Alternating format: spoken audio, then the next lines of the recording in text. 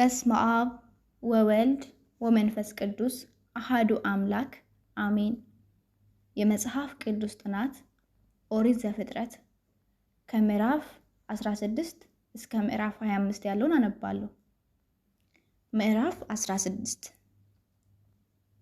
የአብርሃም ሚስት ሶራ ግን ለአብርሃም ልጅ አልወለደችለትም ነበር።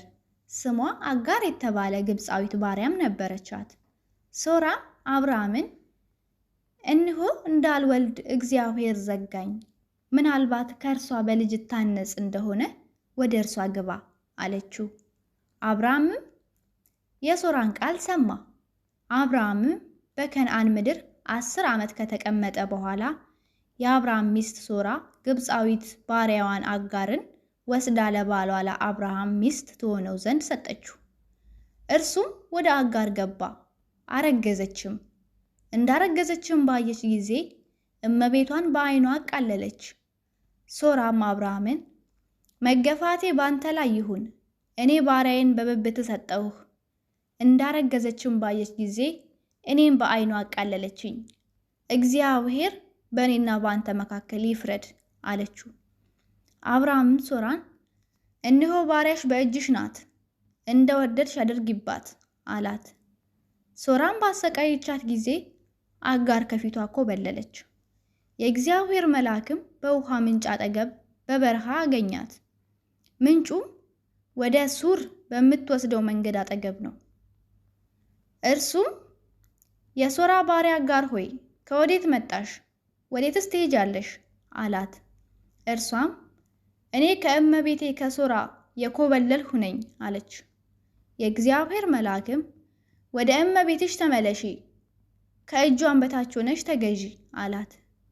የእግዚአብሔር መልአክም ዘርሽን እጅግ አበዛዋለሁ፣ ከብዛቱም የተነሳ አይቆጠርም አላት። የእግዚአብሔር መልአክም አላት፣ እነሆ አንቺ ጸንሰሻል፣ ወንድ ልጅንም ትወልጃለሽ፣ ስሙንም እስማኤል ብለሽ ትጠሪዋለሽ፣ እግዚአብሔር መቸገርሽን ሰምቷልና። እርሱም የበዳ አህያን የሚመስል ሰው ይሆናል፣ እጁ በሁሉ ላይ ይሆናል፣ የሁሉም እጅ ደግሞ በእርሱ ላይ ይሆናል።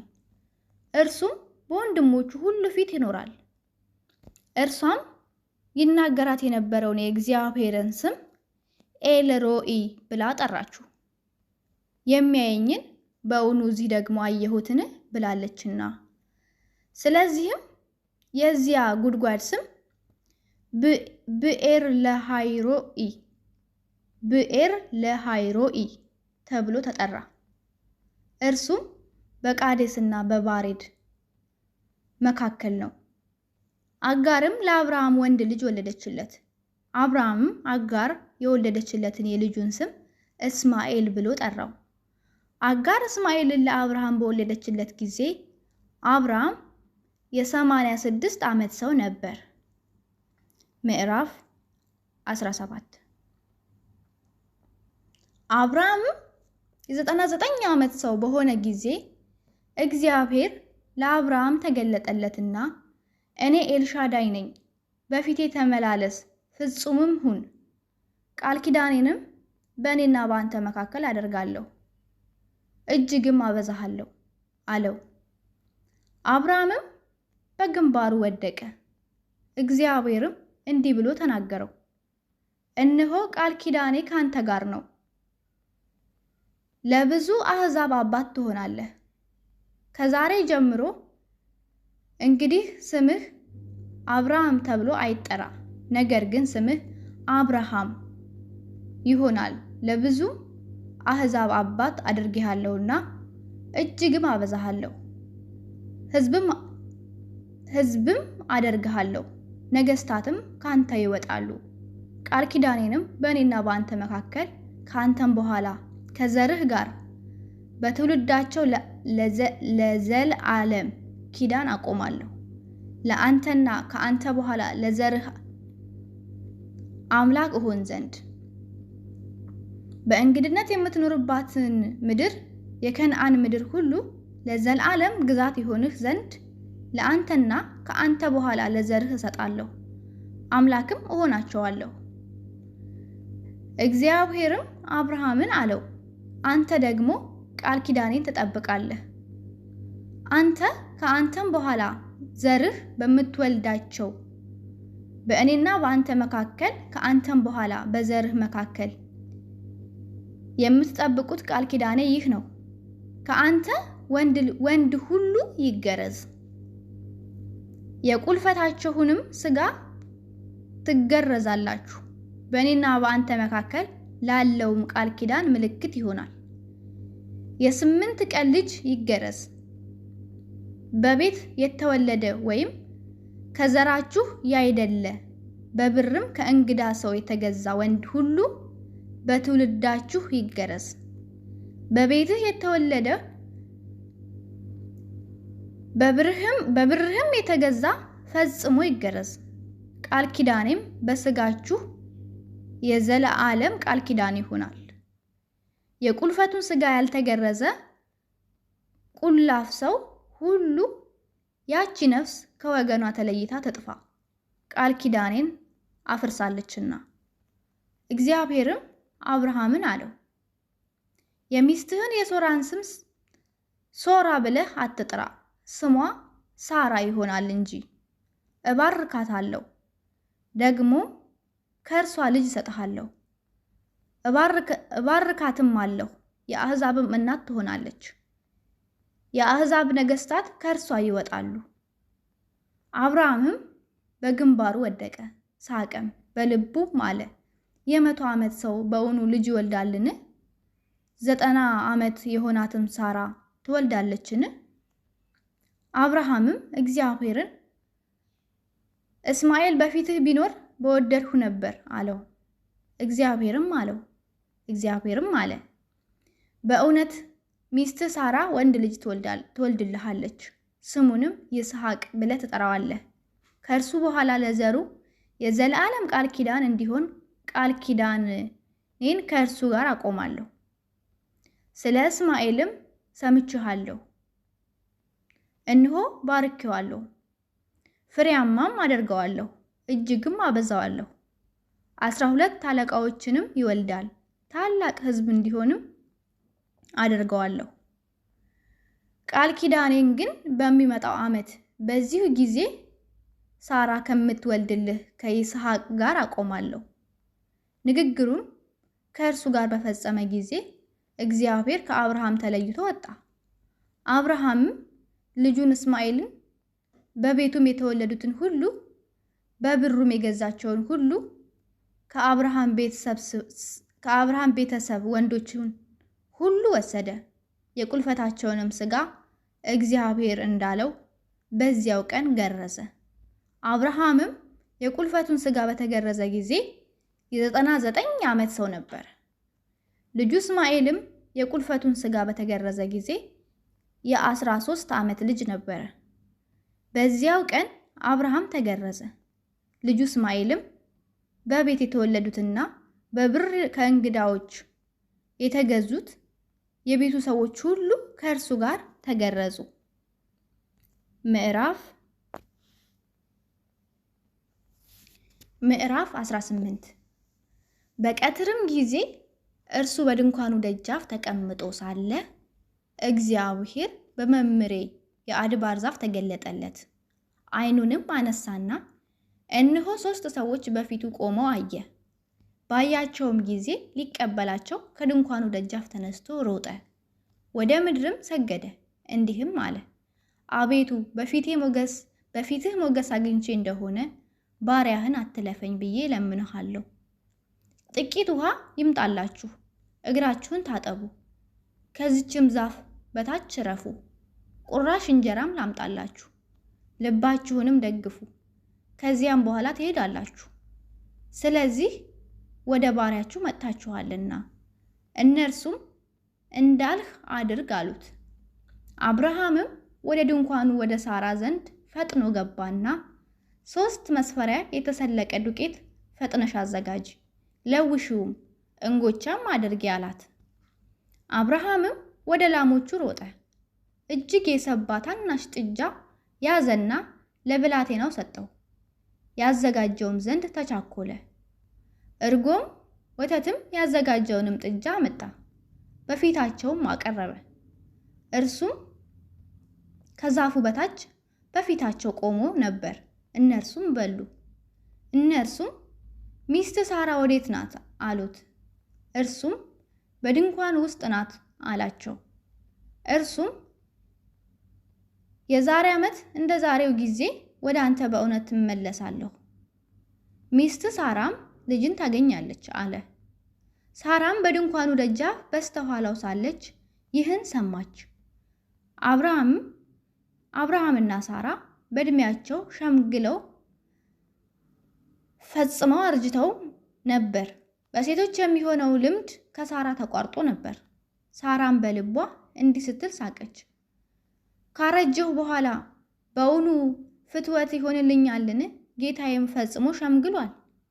እግዚአብሔርም አብርሃምን አለው፣ ካረጀሁ በኋላ በእውኑ ወልዳለሁን ስትል ሳራ ለምን ሳቀች? በእውኑ ለእግዚአብሔር የሚሳነው ነገር አለን? የዛሬ ዓመት እንደ ዛሬው ጊዜ ወደ አንተ እመለሳለሁ፣ ሳራም ልጅን ታገኛለች። ሳራም ስለፈራች አልሳኩም ስትል ካደች። እርሱም አይደለም ሳቅሽ እንጂ አላት። ሰዎቹም ከዚያ ተነስተው ወደ ሰዶም አቀኑ። አብርሃምም ሊሸኛቸው አብሯቸው ሄደ። እግዚአብሔርም አለ፣ እኔ የማደርገውን ከአብርሃም እሰውራለሁን? አብርሃም በእውነት ታላቅና ብርቱ ሕዝብ ይሆናልና የምድር አሕዛብም ሁሉ በእርሱ ይባረካሉና። ጽድቅና ፍርድን በማድረግ የእግዚአብሔርን መንገድ ይጠብቁ ዘንድ ለልጆቹና ከእርሱ በኋላ ቤቱን እንዲይዝ አውቃለሁና። ይህም እግዚአብሔር በአብርሃም ላይ የተናገረውን ነገር ሁሉ ያመጣ ዘንድ ነው።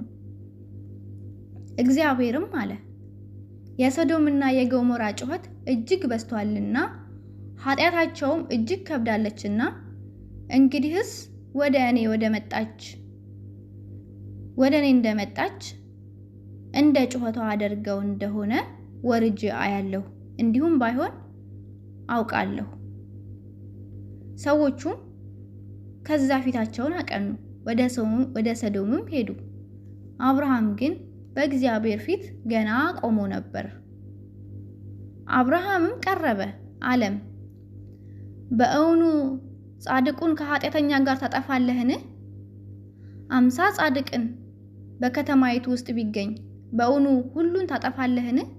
ከተማይቱንስ በእርሷ ስለሚገኙ 50 ጻድቃን አትምርምን? ይህ ካንተ ይራቅ።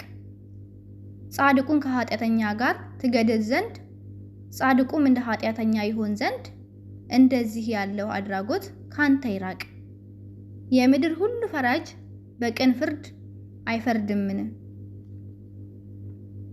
እግዚአብሔርም በሰዶም በከተማይቱ ውስጥ 50 ጻድቃን ባገኝ ስፍራውን ሁሉ ስለነርሱ ምረዋለሁ አለ።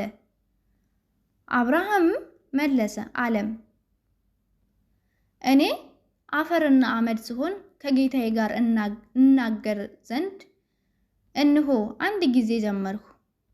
ከ50 ጻድቃን 5 ቢጎድሉ ከተማይቱን ሁሉ በ5ቱ ምክንያት ታጠፋለህን? ከዚያ 45 ባገኝ አላጠፋም አለ። ደግሞም ተናገረው እንዲህም አለው፣ ምናልባት ከዚያ 40 ቢገኙሳ? እርሱም ለ40ው ስል አላደርገውም አለ። እርሱም ጌታዬ አይቆጣ፣ እኔም እናገራለሁ። ምናልባት ከዚያ 30 ቢገኙሳ አለ። እርሱም ከዚያ 30 ባገኝ አላጠፋም አለ። ደግሞም እነሆ ከጌታዬ ጋር እናገር ዘንድ አንድ ጊዜ ጀመርሁ፣ ምናልባት ከዚያ 20 ቢገኙሳ አለ። እርሱም ከዚያ 20 ቢገኙ ስለ 20ው አላደርገውም አለ። እርሱም እኔ ደግሞ አንድ ጊዜ ብቻ ብናገር ጌታዬ አይቆጣ፣ ምናልባት ከዚያ 10 ቢገኙሳ አለ። እርሱም ስለ 10ሩ አላጠፋትም አለ። እግዚአብሔርም ከአብርሃም ጋር ንግግሩን በጨረሰ ጊዜ ሄደ። አብርሃምም ወደ ስፍራው ተመለሰ። ምዕራፍ 19 ምዕራፍ 19 ሁለቱ መላእክት በመሸ ጊዜ ወደ ሰዶም ገቡ። ሎጥም በሰዶም በር ተቀምጦ ነበር። ሎጥም ባያቸው ጊዜ ሊቀበላቸው ተነሳ፣ ፊቱንም ደፍቶ ወደ ምድር ሰገደ። አላቸውም፣ ጌታዎቼ ሆይ ወደ ባሪያችሁ ቤት አቅኑ፣ ከዚያም እደሩ፣ እግራችሁንም ታጠቡ፣ ነገ ማልዳችሁም መንገዳችሁን ትሄዳላችሁ። እነርሱም በአደባባዩ እናድራለን እንጂ አይሆንም አሉት። እጅግም ዘበዘባቸው። ወደ እርሱም አቀኑ፣ ወደ ቤቱም ገቡ። ማዕድ አቀረበላቸው፣ ቂጣንም ጋገረ፣ እነርሱም በሉ። ገናም ሳይተኙ የዚያች ከተማ የሰዶም ሰዎች ከብላቴናው ጀምሮ እስከ ሽማግሌ ድረስ በየስፍራው ያለው ሕዝብ ሁሉ ቤቱን ከበቡት። ሎጥንም ጠርተው እንዲህ አሉት፣ በዚህ ሌሊት ወደ ቤትህ የገቡት ሰዎች ወዴት ናቸው? እናውቃቸው ዘንድ ወደኛ አውጣቸው። ሎጥም ወደ እነርሱ ወደ ደጅ ወጣ፣ መዝጊያውንም በኋላው ዘጋው። እንዲህም አለ፣ ወንድሞቼ ሆይ ይህን ክፉ ነገር አታደርጉ። እነሆ ወንድን ያላወቁ 2 ሴቶች ልጆች አሉኝ። እነርሱን ላውጣላችሁ፣ እንደወደዳችሁ አድርጓቸው። በእነዚህ ሰዎች ብቻ ምንም አታድርጉ፣ እነርሱ በጣሪያዬ ጥላ ስር ገብተዋልና። እነርሱም ወዲያ ሂድ አሉት። ደግሞ እንዲህ አሉት፣ ይህ ሰው በእንግድነት ለመኖር መጣ፣ ፍርዱንም ይፈርድ ዘንድ ይፈልጋል። አሁን ባንተ ከእነርሱ ይልቅ ክፉ እናደርግብሃለን። ሎጥንም እጅግ ተካፉት፣ የደጁንም መዝጊያ ለመስበር ቀረቡ። 2ቱም ሰዎች እጃቸውን ዘርግተው ሎጥን ወደ እነርሱ ዘንድ ወደ ቤት አገቡት፣ መዝጊያውንም ዘጉት። በቤቱ ደጃፍ የነበሩትም ሰዎች ከታናሻቸው ጀምሮ እስከ ታላቃቸው ድረስ አሳወሯቸው። ደጃፉንም ለማግኘት ሲፈልጉ ደከሙ። 2ቱም ሰዎች ሎጥን አሉት፣ ከዚህ ሌላ ማን አለ? አማችም ቢሆን ወንድ ልጅም ቢሆን ወይም ሴት ልጅ ብትሆን በከተማይቱ ያለህን ሁሉ ከዚህ ስፍራ አስወጣቸው። እኛ ይህን ስፍራ እናጠፋለንና ጩኸታቸው በእግዚአብሔር ፊት ትልቅ ሆኗልና እናጠፋውም ዘንድ እግዚአብሔር ሰዶናልና። ሎጥም ወጣ፣ ልጆቹን ለሚያገቡት ለአማቾቹም ነገራቸው። አላቸው፣ ተነሱ፣ ከዚህ ስፍራ ውጡ፣ እግዚአብሔር ይህችን ከተማ ያጠፋልና። ለአማቾቹ ግን የሚያፌዝባቸው መሰላቸው። ጎህም በቀደደ ጊዜ መላእክት ሎጥን ተነሳ፣ ሚስትህንና ከዚህ ያሉትን 2 ሴቶች ልጆችህን ውሰድ፣ በከተማይቱ ኃጢአትን እንዳትጠፋ እያሉ ያስቸኩሉት ነበር። እርሱም በዘገየ ጊዜ እግዚአብሔር ስላዘነለት እነዚያ ሰዎች የእርሱን እጅ የሚስቱንም እጅ የ2ቱን የሴቶችን ልጆችንም እጅ ይዘው አወጡትና በከተማይቱ ውጭ አስቀመጡት። ወደ ሜዳም ካወጣቸው በኋላ እንዲህ አለው፣ ራስህን አድን፣ ወደ ኋላህ አትይ፣ በዚህም ዙሪያ ሁሉ አትቁም፣ እንዳጠፋም ወደ ተራራው ሸሽተህ አምልጥ። ሎጥም አላቸው፣ ጌታዎቼ ሆይ እንዲህስ አይሁን፣ እነሆ ባሪያህ በፊትህ ሞገስ አግኝቷል። ነፍሴን ለማዳን ያደረግህልኝን ምሕረትህንም አብዝተሃል። ክፉ እንዳያገኘኝና እንዳልሞት ወደ ተራራ ሸሽቼ አመልጥ ዘንድ አልችልም። እነሆ ይህች ከተማ ወደ እርሷ ሸሽቶ ለማምለጥ ቅርብ ናት፣ እርሷም ትንሽ ናት። ነፍሴን ለማዳን ወደ እርሷ ሸሽቼ ላምልጥ፣ እርሷ ትንሽ ከተማ አይደለችምን? እርሱም አለው፣ የተናገርሃትን ከተማ እንዳላጠፋት እነሆ በዚህ ነገር የለመንኸኝን ተቀብዬሃለሁ። በቶሎ ወደዚያ ሸሽተህ አምልጥ። ወደዚያ እስክትደርስ ድረስ ምንም አደርግ ዘንድ አልችልምና። ስለዚህ የዚያች ከተማ ስም ዞአር ተባለ። ሎጥ ወደ ዞአር በገባ ጊዜ ፀሐይ በምድር ላይ ወጣች።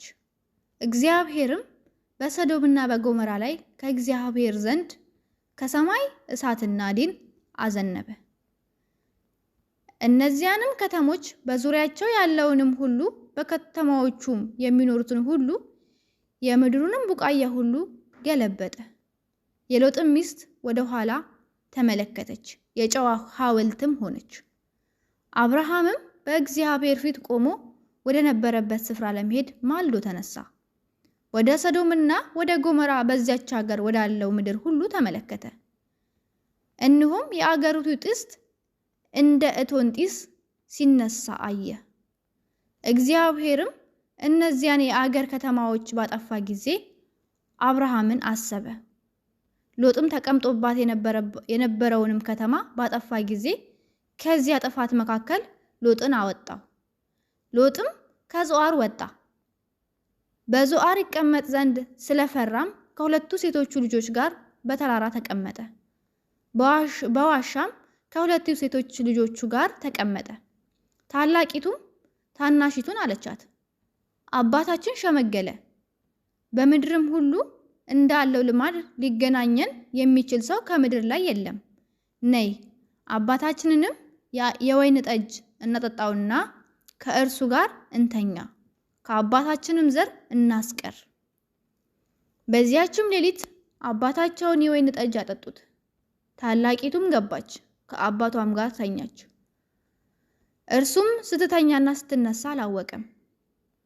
በነጋውም ታላቂቱ ታናሺቱን አለቻት፣ እነሆ ትናንት ከአባቴ ጋር ተኛሁ፣ ዛሬ ሌሊት ደግሞ የወይን ጠጅ እናጠጣው፣ አንቺም ግቢና ከእርሱ ጋር ተኚ፣ ከአባታችንም ዘር እናስቀር።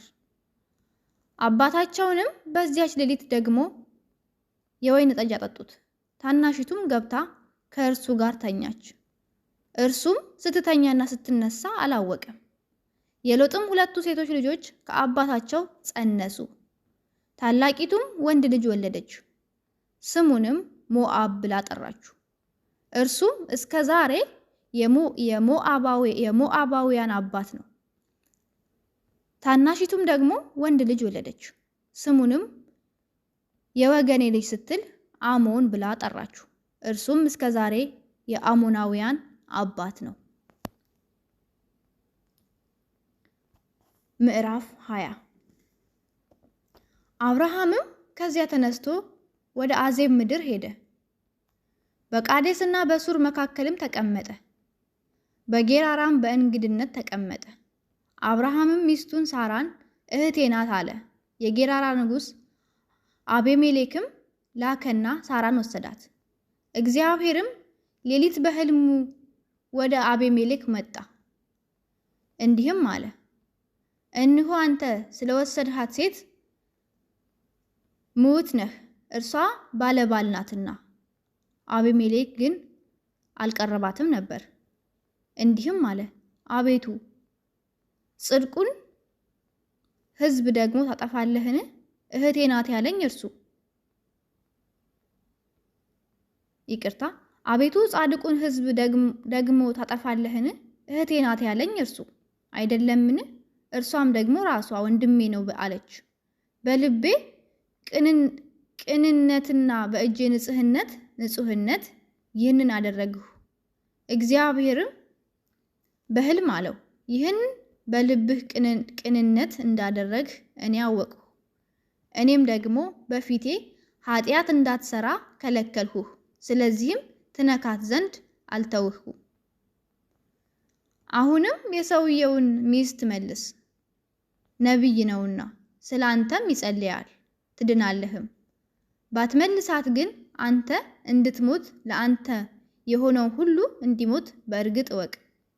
አቤሜሌክም በነጋው ማለዳ ባሪያዎቹንም ሁሉ ጠራ፣ ይህንንም ነገር ሁሉ በጆሮአቸው ተናገረ። ሰዎቹም እጅግ ፈሩ። አቤሜሌክም አብርሃምን ጠርቶ አለው፣ ይህ ያደረግህብን ምንድር ነው? ምንስ ክፉ ሰራሁብህ? በእኔና በመንግስቴ ላይ ትልቅ ኃጢአት አውርደሃልና የማይገባ ስራ በእኔ ላይ ሰራህብኝ።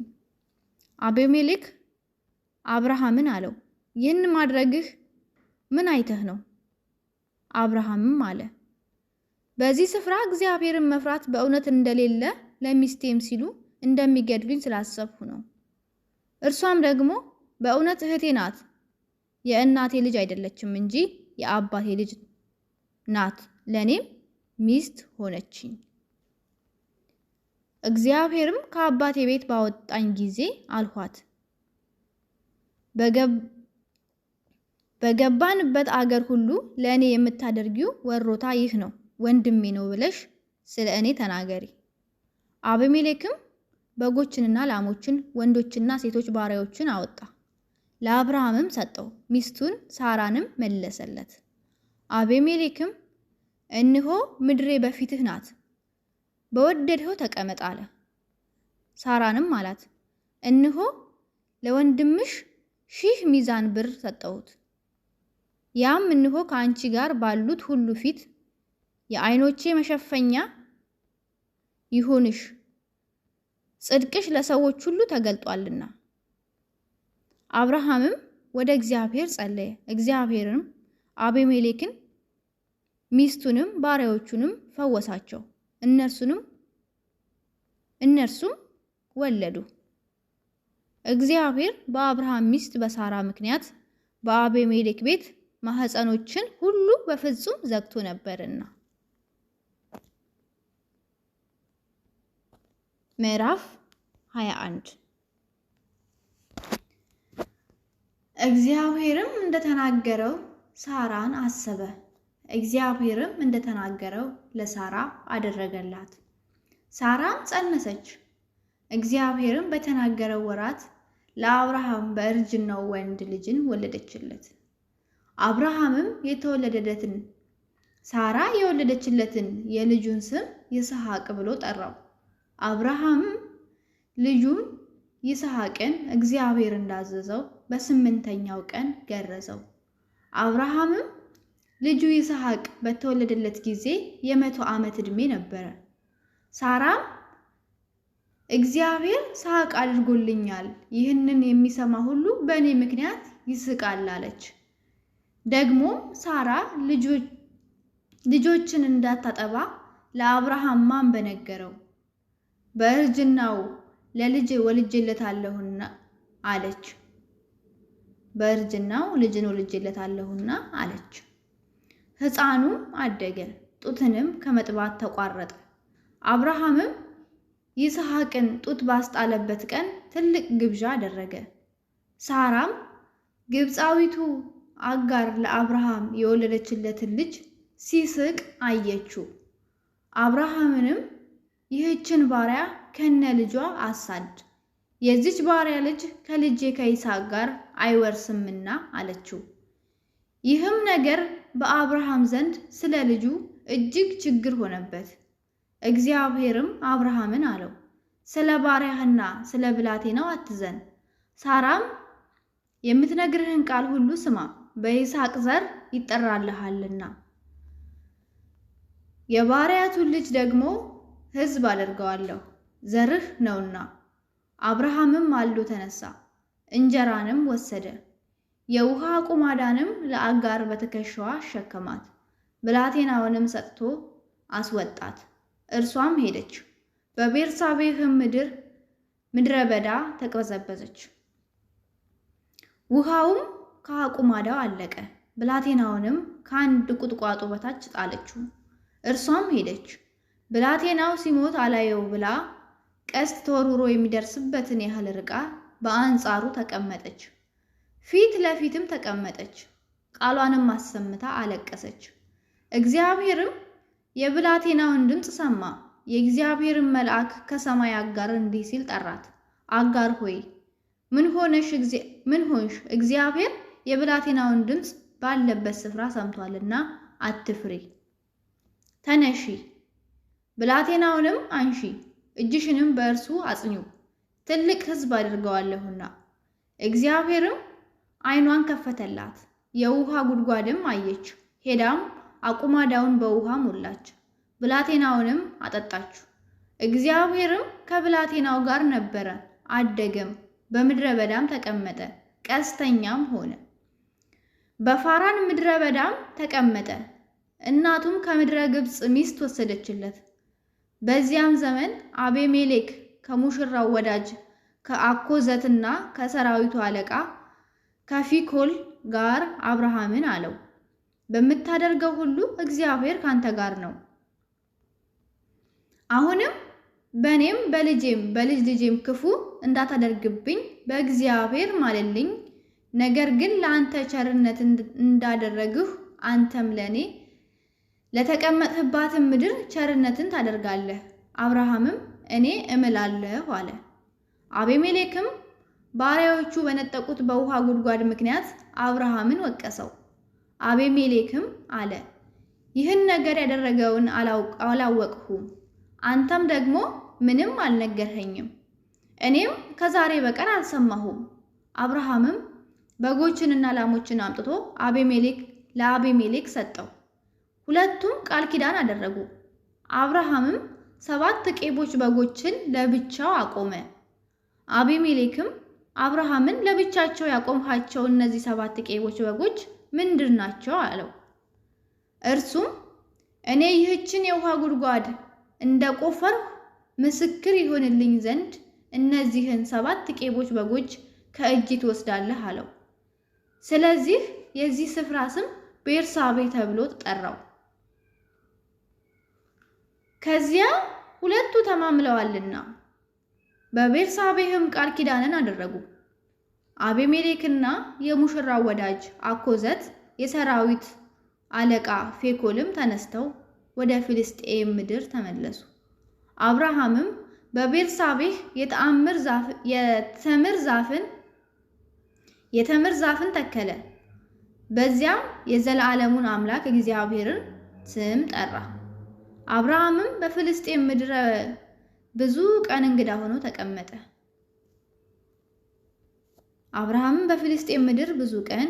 ሆኖ ተቀመጠ። ምዕራፍ 22 ከነዚህም ነገሮች በኋላ እግዚአብሔር አብርሃምን ፈተነው፣ እንዲህም አለው፣ አብርሃም ሆይ። አብርሃምም እንሆ አለሁ አለ። የምትወደውን አንድ ልጅህን ይስሐቅን ይዘህ ወደ ሞሪያ ምድር ሂድ።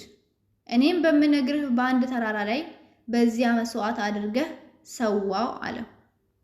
አብርሃምም በማለዳ ተነስቶ አህያውን ጫነ፣ ሁለቱንም ሉሌዎቹንና ልጁን ይስሐቅን ከእርሱ ጋር ወሰደ። እንጨትንም ለመስዋዕት ሰነጠቀ። ተነስቶም እግዚአብሔር ወዳለው ቦታ ሄደ። በሦስተኛውም ቀን አብርሃም ዓይኑን አነሳና ቦታውን ከሩቅ አየ።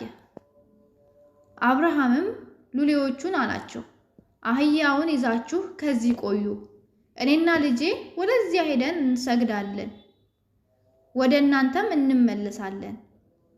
አብርሃምም የመስዋዕቱን እንጨት አንስቶ ለልጁ ለይስሐቅ አሸከመው። እርሱም እሳቱንና ቢላውን በእጁ ያዘ። ሁለቱም አብረው ሄዱ። ይስሐቅም አባቱን አብርሃምን ተናገረው፣ አባቴ ሆይ አለ። እርሱም እንሆኝ ልጄ አለው። እሳቱና እንጨቱ ይኸው አለ፣ የመስዋዕቱ በግ ግን ወዴት ነው አለ። አብርሃምም ልጄ ሆይ የመስዋዕቱን በግ እግዚአብሔር ያዘጋጃል አለው። ሁለቱም አብረው ሄዱ። እግዚአብሔር ወዳለው ቦታ ደረሱ። አብርሃምም በዚያ መሠዊያን ሰራ፣ እንጨትንም ረበረበ። ልጁን ይስሐቅንም አስሮ በመሠዊያው በእንጨቱ ላይ አጋደመው። አብርሃምም እጁን ዘረጋ፣ ልጁንም ያርድ ዘንድ ቢላዋ አነሳ። የእግዚአብሔር መልአክም ከሰማይ ጠራና አብርሃም አብርሃም አለው። እርሱም እንሆኝ አለ። እርሱም በብላቴናው ላይ እጅህን አትዘርጋ፣ አንዳችም አታድርግበት። አንድ ልጅህን ለኔ አልከለከልህምና እግዚአብሔርን የምትፈራ እንደሆንህ አሁን አውቄአለሁ አለ። አብርሃምም ዓይኑን አነሳ፣ በኋላውም እንሆ አንድ በግ በዱር ውስጥ ቀንዶቹ በዕፀ ሳቤቅ ተይዞ አየ። አብርሃምም ሄደ፣ በጉንም ወሰደው፣ በልጁም ፈንታ መስዋዕት አድርጎ ሰዋው። አብርሃምም ያንን ቦታ ያህዌ ይርኤ ብሎ ጠራው። እስከ ዛሬም ድረስ በእግዚአብሔር ተራራ ይታያል ይባላል። የእግዚአብሔር መልአክም አብርሃምን ከሰማይ ሁለተኛ ጊዜ ጠራው፣ እንዲህ አለው፣ እግዚአብሔር በራሴ ማልሁ ይላል፣ ይህን ነገር አድርገሃልና አንድ ልጅህንም አልከለከልህምና በእውነት በረከትን እባርክሃለሁ፣ ዘርህንም እንደ ሰማይ ከዋክብትና ከባህር ዳር እንዳለ አሸዋ አበዛዋለሁ። ዘርህም የጠላቶችን ደጅ ይወርሳል። የምድር አሕዛብ ሁሉም በዘርህ ይባረካሉ፣ ቃሌንም ሰምተሃልና። አብርሃምም ወደ ብላቴናዎቹ ተመለሰ። ተነስተውም ወደ ቤርሳቤህ አብረው ሄዱ። አብርሃምም በቤርሳቤህ ተቀመጠ። ይህም ከሆነ በኋላ ለአብርሃም እንዲህ ተብሎ ተነገረ፣ እነሆ ሚልካ ደግሞ ለወንድምህ ለናኮር ልጆችን ወለደች። እነርሱም በኩሩ ኡፅ፣ ወንድሙ ቡዝ፣ የአራም አባት ቀሙኤል፣ ኮዛት፣ ሃዞ፣ ፊልዳስ፣ የድላፍ ባቱኤል ናቸው። ባቱኤልም ርብቃን ወለደ። እነዚህን ስምንቱን ሚልካ ለአብርሃም ወንድም ለናኮር ወለደች። ሬሕማ የሚሏት ቁባት ደግሞ ጥባህን፣ ገአምን፣ ተሃሽን፣ ሞክሳን ወለደች። የሳራም ዕድሜ 127 ዓመት ሆነ።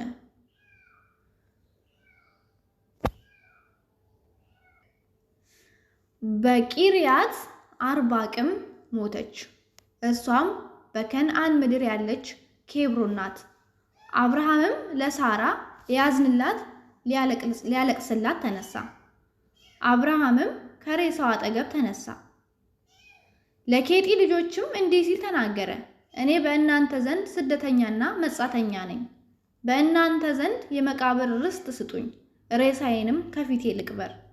የኬጢ ልጆችም ለአብርሃም መለሱ አሉት፣ ጌታ ሆይ ስማን፣ አንተ በእኛ መካከል ከእግዚአብሔር አለቃ ነህ።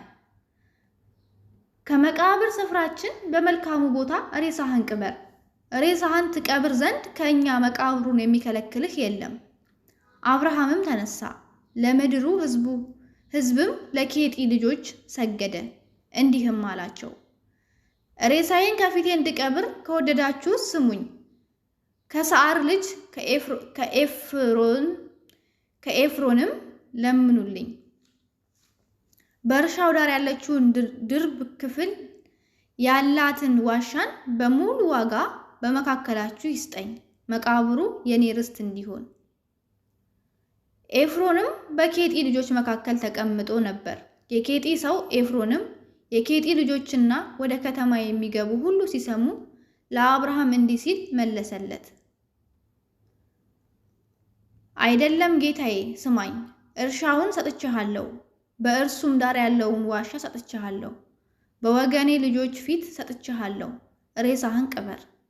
አብርሃምም በአገሩ ሰዎች ፊት ሰገደ። የአገሩ ሰዎችም ሲሰሙ ለኤፍሮን እንዲህ ሲል ተናገረ፣ ነገሬን ትሰማ ዘንድ እለምንሃለሁ፣ የእርሻውን ዋጋ እሰጥሃለሁ፣ አንተም ከእኔ ዘንድ ውሰድ፣ ሬሳዬንም በዚያ እቀብራለሁ። ኤፍሮንም ለአብርሃም እንዲህ ሲል መለሰለት፣ ጌታዬ ሆይ እኔን ስማኝ። 400 ሰቅል ዋጋ ምድር በእኔና በአንተ መካከል ምንድር ነው፣ ሬሳህንም ቅበር። አብርሃምም የኤፍሮንን ነገር ሰማ። አብርሃምም በኬጢ ልጆች ፊት የነገረውን 400 ሰቅል መዝኖ ለኤፍሮን ሰጠው። ብሩም ለመሸጫ ለመለወጫ የሚተላለፍ ነበር። በመምሬ ፊት ያለው ባለደርብ ክፍል የሆነው የኤፍሮን እርሻ ለአብርሃም ጸና። እርሻው በእርሱም ያለው ዋሻ በእርሻውም ውስጥ በዙሪያውም ያለው እንጨት ሁሉ በኬጢ ልጆችና በከተማይቱ በር በሚገቡ ሁሉ ፊት ለአብርሃም ርስቱ ሆነ። ከዚያም በኋላ ኬብሮን በምትባል በመምሬ ፊት በከነዓን ምድር ባለው እርሻ ባለደርብ ክፍል በሆነው ዋሻ አብርሃም ሚስቱን ሳራን ቀበረ። እርሻውን እና በእርሱ ያለውን ዋሻው በኬጢ ልጆች ዘንድ ለአብርሃም የመቃብር ርስት ሆኖ ጸና። ምዕራፍ 24 አብርሃምም ሸመገለ፣ በዘመኑም አረጀ። እግዚአብሔርም አብርሃምን በሥራ ሁሉ ባረከው። አብርሃምም ሉሌውን የቤቱ ሽማግሌ የከብቱን ሁሉ አዛዥ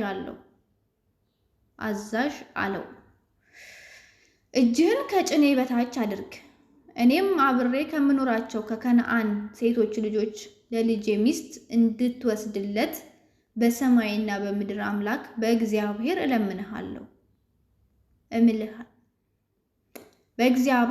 አምልሃለሁ።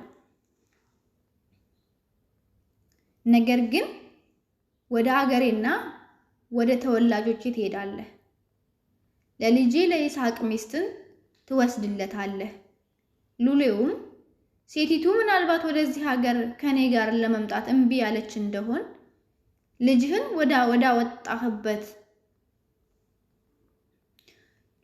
ወጣህበት ሀገር ልመልሰውን አለው። አብርሃምም አለው፣ ልጄን ወደዚያ እንዳትመልስ ተጠንቀቅ።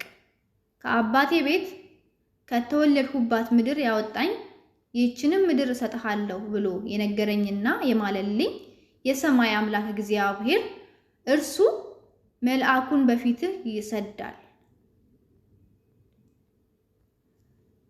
ከዚያም ለልጄ ሚስትን ትወስዳለህ። ሴቲቱም ከአንተ ጋር ለመምጣት እምቢ ያለች እንደሆነ ከዚያ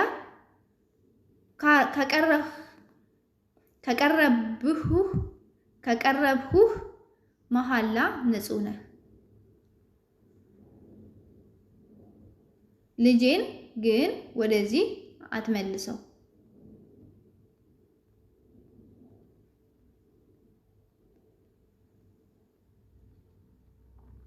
ሉሌውም ከጌታው ከአብርሃም ጭን በታች እጁን አደረገ፣ ስለዚሁም ነገር ማለለት። ሉሌውም ከጌታው ግመሎች መካከል 10 ግመሎችን ወስዶ ከጌታውም ዕቃ መልካሙን ይዞ ተነስቶም ወደ መስጴጦሚያ ወደ ናኮር ከተማ ሄደ። ሲመሽም ሴቶች ውሃ ሊቀዱ በሚወጡበት ጊዜ ከከተማይቱም ውጪ በውሃ ጉድጓድ አጠገብ ግመሎቹን አስበረከከ። እንዲህም አለ፣ የጌታዬ የአብርሃም አምላክ እግዚአብሔር ሆይ እለምንሃለሁ፣ መንገዴን ዛሬ በፊቴ አቅናልኝ፣ ለጌታዬም ለአብርሃም ምሕረትን አድርግ። እነሆ በዚህ የውሃ ምንጭ አጠገብ እኔ ቆሜያለሁ። የዚችም ከተማ ሴቶች ልጆች ውሃውን ሊቀዱ ይመጣሉ። ውሃ ጠጣ ዘንድ እንስራሽን አዘንቢ የምላት እርሷም አንተ ጠጣ ግመሎችም ደግሞ አጠጣለሁ የምትለኝ ቆንጆ እርሷ ለባሪያህ ለይስሐቅ ያዘጋጀለት ትሁን። በዚያም ለጌታዬ ምሕረትን እንዳደረግ አውቃለሁ። ይህን መናገሩንም ሳይፈጽም እነሆ ሚልካ የወለደችው የባቱኤል ልጅ ርብቃ እንስራዋን በጫንቃዋ ተሸክማ ወጣች። ሚልካም የአብርሃም ወንድም የናኮር ሚስት ናት። ብላቴናይቱም መልኳ እጅግ ያማረ ወንድ የማያውቃት ድንግልም ነበረች። ወደ ምንጭም ወረደች፣ እንስራዋንም ሞላች፣ ተመልሳም ወጣች። ሉሌውም ሊገናኛት ሮጠና ከእንስራሽ ጥቂት ውሃ ታጠጪኝ ዘንድ እለምንሻለሁ አላት። እርሷም ጌታዬ ሆይ ጠጣ አለችው። ፈጥናም እንስራዋን በእጇ አውርዳ ጠጣችው። እርሱንም ከጠጣ በኋላ ለግመሎችህ ደግሞ ሁሉም እስኪረኩ ድረስ ውሃ እቀዳለሁ አለች። ፈጥናም ውሃውን ከእንስራዋ በማጠጫው ውስጥ ገለበጠችው። ደግሞ ልትቀዳ ወደ ጉድጓድ ሮጠች። ለግመሎቹም ሁሉ ውሃ ቀዳች። ሰውየውም ትክ ብሎ ይመለከታት ነበር። እግዚአብሔር መንገዱን አቅንቶለት እንደሆነ ወይም እንዳልሆነ ለማወቅ ዝም አለ። ግመሎቹ ከጠጡ በኋላ እንዲህ ሆነ። ሰውየው ግማሽ ሰቅል የሚመዝን የወርቅ ቀለበት፣ ለእጆቿም 10 ሰቅል የሚመዝን ጥንድ የወርቅ አንባር አወጣ። እንዲህም አላት፣ አንቺ የማን ልጅ ነሽ? እስኪ ንገሪኝ፣ በአባትሽ ቤት የምናድርበት ስፍራ ይገኛልን? አለችውም፣ እኔ ሚልካ ለናኮር የወለደችው የባቱኤል ልጅ ነኝ። በእኛ ዘንድ ገለባና ገፈራ የሚበቃ ያህል አለ፣ ለማደሪያም ደግሞ ስፍራ አለ። ሰውየውም አጎነበሰ፣ ለእግዚአብሔርም ሰገደ፣ እንዲህም አለ፣ ቸርነቱንና እውነቱን ከጌታዬ ያላራቀ የጌታዬ የአብርሃም አምላክ እግዚአብሔር ይመስገን። እኔ በመንገድ ሳለሁ እግዚአብሔር ወደ ጌታዬ ወንድሞች ቤት መራኝ። ብላቴናይቱም ሮጠች፣ ለእናቷም ቤት ይህን ነገር ሁሉ ተናገረች። ለርብቃም ላባ የተባለ ወንድም ነበራት። ላባም ወደ ውጪ ወደ ውሃው ምንጭ ወደ ሰውየው ሮጠ። ቀለበቱንና አንባሮቹን በእህቱ እጅ ባየ ጊዜ የእህቱን የርብቃን ነገር ያ ሰው እንዲህ አለኝ ያለችውን በሰማ ጊዜ እርሱ ወደዚያ ሰው መጣ። እነሆም በውሃው ምንጭ አጠገብ ከግመሎቹ ዘንድ ቆሞ ነበር። እርሱም አለው፣ አንተ የእግዚአብሔር ቡሩክ ግባ፣ ስለምን አንተ በውጭ ቆምሃል? እኔም በቤቱ ለግመሎችህ ስፍራ አዘጋጃለሁ። ሰውየውም ወደ ቤት ገባ፣ ግመሎቹንም አራገፈ፣ ገለባና ገፈራም ለግመሎቹ አቀረበ። እግሩን ይታጠብ ዘንድ ከእርሱም ጋር ላሉት ሰዎች እግር ውሃ አቀረበ። መብልንም በፊቱ አቀረበለት። እርሱ ግን ነገሬን እስክናገር ድረስ አልበላም አለ። እርሱም ተናገር አለው። እርሱም አለ፣ እኔ የአብርሃም ሉሌ ነኝ። እግዚአብሔርን ጌታዬ እጅግ ባረከው። እግዚአብሔርም ጌታዬን እጅግ ባረከው፣ አገነነውም። በጎችንና ላሞችንም ብርንም ወርቅንም ወንዶችን ባሪያዎችንና ሴቶች ባሪያዎችን ግመሎችንም አህያዎችንም ሰጠው። ሳራም የጌታዬ ሚስት በእርጅናው ለጌታዬ ወንድ ልጅን ወለደች። የነበረውንም ሁሉ ሰጠው። ጌታዬ እንዲህ ሲል አማለኝ፣ እኔ ካለሁበት ሀገር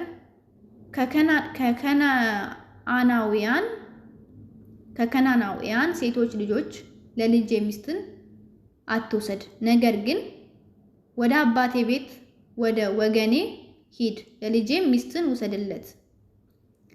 ጌታዬንም ሴቲቱ ምናልባት ባትከተለኝስ አልሁት። እርሱም አለኝ፣ አካሄዴን በፊቱ ያደረግኩለት እግዚአብሔር መልአኩን ከአንተ ጋር ይልካል፣ መንገድህን ያቀናል። ለልጄም ከወገኖቼ ከአባቴም ቤት ሚስትን ትወስዳለህ። የዚያን ጊዜ ከመሃል ላይ ንጹሕ ነህ። ወደ ዘመዶቼ ሄደህ እነርሱ ባይሰጡህ ካማልሁህ መሐላ ንጹሕ ትሆናለህ። ዛሬም ወደ ውሃው ምንጭ መጣሁ፣ እንዲህም አልኩ፣ የጌታዬ የአብርሃም አምላክ እግዚአብሔር ሆይ ዛሬ የሚሄድበትን መንገዴን ብታቀናልኝ፣ እነሆ እኔ በውሃው ምንጭ ላይ ቆሜያለሁ። ውሃ ልትቀዳ ለምትመጣው ቆንጆ ጥቂት ውሃ ከእንስራሽ አጠጪኝ ስላት፣ እርሷም አንተ ጠጣ፣ ደግሞ ለግመሎችህ እቀዳለሁ የምትለኝ እግዚአብሔር ለጌታዬ ልጅ ያዘጋጃት ሴት እርሷ ትሁን። እኔም የልቤን መናገር ገና ሳልፈጽም እነሆ ርብቃ እንስራዋን በትከሻዋ ተሸክማ መጣች። ወደ ምንጭም ወርዳ ውሃ ቀዳች። እኔም እስኪ አጠጪኝ አልኋት። ፈጥናም እንስራዋን ከጫንቃዋ አወረደችና አንተ ጠጣ፣ ግመሎችህንም ደግሞ አጠጣለሁ አለች። እኔም ጠጣሁ፣ ግመሎቼንም ደግሞ አጠጣች። እኔም አንቺ የማን ልጅ ነሽ ብዬ ጠየቅኋት። እርሷም ሚልካ ለናኮር የወለደችለት የባቱኤል ልጅ ነኝ አለች። ቀለበትም አደረግሁላት፣ ለእጆቿም አምባሮች አደረግሁላት። በግንባሬም አጎነበስኩ፣ ለእግዚአብሔርም ሰገድሁ። የጌታዬን የወንድሙን ልጅ ለልጁ እወስድ ዘንድ በቀና መንገድ የመራኝን የጌታዬን የአብርሃምን አምላክ እግዚአብሔርን አመሰገንሁ። አሁንም ቸርነትና እውነት ለጌታዬ ትሰሩ እንደሆን ንገሩኝ። ይህም ባይሆን ንገሩኝ፣ ወደ ቀኝ ወይም ወደ ግራ እል ዘንድ። ላባና ባቱኤልም መለሱ እንዲህ አሉ፣ ነገሩ ከእግዚአብሔር ዘንድ መጥቷል። ክፉም በጎም ልንመልስልህ አንችልም። ርብቃ እንኋት በፊትህ ናት፣ ይዘሃት ሂድ። እግዚአብሔር እንደተናገረ ለጌታህም ልጅ ሚስት ትሁን። የአብርሃምም ሎሌ ነገራቸውን በሰማ ጊዜ ወደ ምድር ወድቆ ለእግዚአብሔር ሰገደ። ሎሌውም የብርና የወርቅ ጌጥ ልብስም አወጣ፣ ለርብቃም ሰጣት። የከበረ ስጦታንም ለወንድሟና ለእህቷ አቀረበ።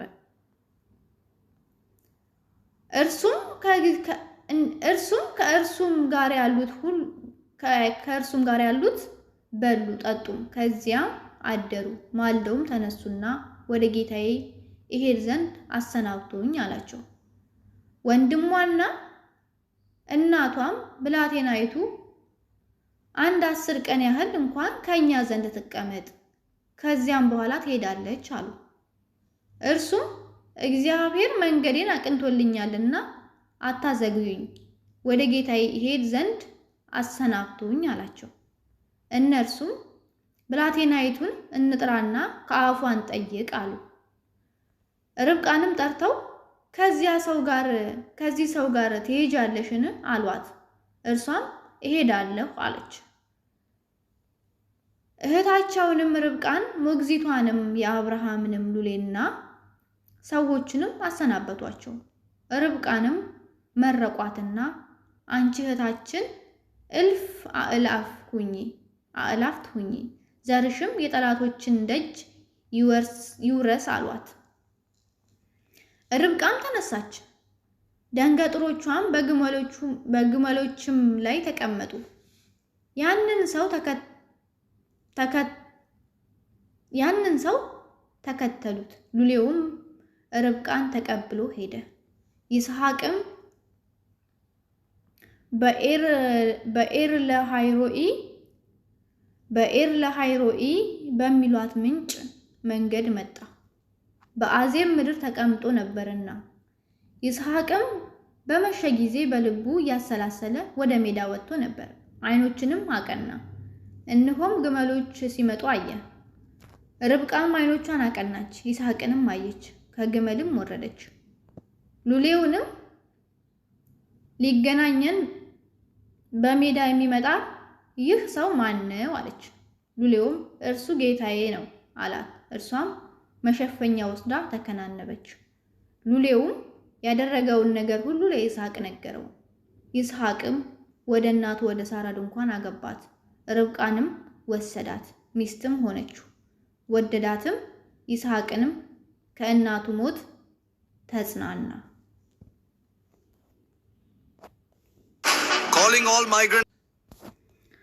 ምዕራፍ 25 አብርሃምም ደግሞ ስሟ ኬጡራ የተባለች ሚስት አገባ። እርሷም ዘምራንን፣ ዮቅሳንን፣ ሜዳንን፣ ምድያምን፣ ያስቦቅን፣ ሱዌህን ወለደችለት። ዮቅሳንም ሳባንን፣ ድዳንን ወለደ። የድዳንም ልጆች አሶራውያን፣ ለጡሳውያን፣ ለኡማውያን ናቸው። የምድያምም ልጆች ጌፈር፣ ኤፈር፣ ሄኖህ፣ አቢዳ፣ ኤልዳ ናቸው። እነዚህ ሁሉ የኬጡራ ልጆች ናቸው። አብርሃምም የነበረውን ሁሉ ለይስሐቅ ሰጠው። የአብርሃምም ለነበሩ ለቁባቶቹ ልጆች አብርሃም ስጦታን ሰጣቸው። እርሱም ገና በሕይወት ሳለ ከልጁ ከይስሐቅ ለይቶ ወደ ፀሐይ መውጫ ወደ ምስራቅ አገር ሰደዳቸው። አብርሃምም የኖረበት የዕድሜ ዓመታት እነዚህ ናቸው፣ 175 ዓመት ኖረ። አብርሃምም ነፍሱን ሰጠ፣ በመልካም ሽምግልና ሞተ፣ ሸመገለም፣ ብዙ ዘመንም ጠገበ፣ ወደ ወገኖቹ ተከማቸ። ልጆቹ ይስሐቅና እስማኤልም በመምሬ ፊት ለፊት ባለው በኬጢያዊ በሰዓር ልጅ በኤፍሮን እርሻ ላይ ባለድርብ ክፍል በሆነው ዋሻ ውስጥ ቀበሩት። አብርሃም ከቄጢ ልጆች የገዛው እርሻ ይህ ነው። አብርሃምና ሚስቱ ሳራ ከዚያ ተቀበሩ። አብርሃም ከሞተ በኋላ እግዚአብሔር ልጁን ይስሐቅን ባረከው። ይስሐቅም በኤርለሃይሮኢ ተብሎ በሚጠራው ምንጭ አጠገብ ኖረ። የሳራ ባሪያ ግብፃዊቱ አጋር ለአብርሃም የወለደችው የአብርሃም ልጅ የእስማኤል ትውልድ ይህ ነው። የእስማኤል የልጆቹ ስም በየስማቸውና በየትውልዳቸው እንዲህ ነው። የእስማኤል የበኩር ልጅ ነባዮት፣ ቄዳር፣ ነብድኤል፣ መብሳም፣ ማስማ፣ ዱማ፣ ማሳ፣ ኩዳን፣ ቴማን፣ ኤጡር፣ ናፌስ፣ ቄድማ። የእስማኤል ልጆች እነዚህ ናቸው። ስማቸውም በየመንደራቸውና በየሰፈራቸው ይህ ነው። በየወገናቸውም 12 አለቃዎች ናቸው። እስማኤልም የኖረበት የዕድሜ ዘመን 137 ዓመት ነው። ነፍሱን ሰጠ፣ ሞተም፣ ወደ ወገኖቹም ተከማቸ። መኖሪያቸውም ከኤውላጥ አንስቶ በግብፅ ፊት ለፊት እስከምትገኘው እስከ ሱር ድረስ ወደ አሶር በምትወስደው መንገድ ላይ ነበር። እንዲህም በወንድሞቹ ሁሉ ፊት ተቀመጠ። የአብርሃም ልጅ የይስሐቅ ትውልድም ይህ ነው። አብርሃም ይስሐቅን ወለደ። ይስሐቅም 40 ዓመት ሲሆነው ርብቃን አገባ። እርሷም በሁለት ወንዞች መካከል ያለ የሶርያዊ የባቱኤል ልጅና የሶርያዊ የላባ እህት ናት። ይስሐቅም ስለ ሚስቱ ወደ እግዚአብሔር ጸለየ። መካን ነበረችና እግዚአብሔርም ተለመነው። ርብቃም ሚስቱ ጸነሰች፣ ልጆችም በሆዷ ውስጥ ይገፋፉ ነበር። እርሷም እንዲህ ከሆነ ይህ ለእኔ ምኔ ነው አለች። ከእግዚአብሔርም ትጠይቅ ዘንድ ሄደች። እግዚአብሔርም አላት፣ 2 ወገኖች በማኅፀንሽ ናቸው፣ 2ቱም ሕዝብ ከሆድሽ ይከፈላሉ። ሕዝብም ከሕዝብ ይበረታል፣ ታላቁም ለታናሹ ይገዛል። ትወልድ ዘንድ ዘመኗ በተፈጸመ ጊዜ እነሆ በማኅፀኗ መንታ ነበሩ። በፊትም የወጣው ቀይ ነበር፣ ሁለንተናውም ጠጉር ለብሶ ነበር። ስሙም ኤሳው ተባለ። ከዚያም በኋላ ወንድሙ ወጣ፣ በእጁም የኤሳውን ተረከዝ ይዞ ነበር። ስሙም ያዕቆብ ተባለ። እርሷ ልጆቹን በወለደቻቸው ጊዜ ይስሐቅ 60 ዓመት ሆኖት ነበር። ብላቴናዎቹ አደጉ፣ ኤሳውም አደገ፣ የሚያውቅ የበረሃ ሰው ሆነ። ያዕቆብ ግን ጭምት ሰው ነበር፣ በድንኳንም ይቀመጥ ነበር። ይስሐቅም ኤሳውን ይወደው ነበር፣ ካደነው ይበላ ነበርና፣ ርብቃ ግን ያዕቆብን ትወድ ነበር። ያዕቆብም ወጥ ሰራ፣ ኤሳውም ደክሞ ከበረሃ ገባ። ኤሳው ያዕቆብን ከዚህ ከቀዩ ወጥ አብላኝ፣ እኔ እጅግ ደክሜያለሁና አለው። ስለዚህ ስሙ ኤዶም ተባለ። ያዕቆብም በመጀመሪያ ብኩርናህን ሽጥልኝ አለው። ኤሳውም እነሆ እኔ ልሞት ነው፣ ይህች ብኩርና ለምኔ ናት አለ። ያዕቆብም እስኪ በመጀመሪያ ማለልኝ አለው።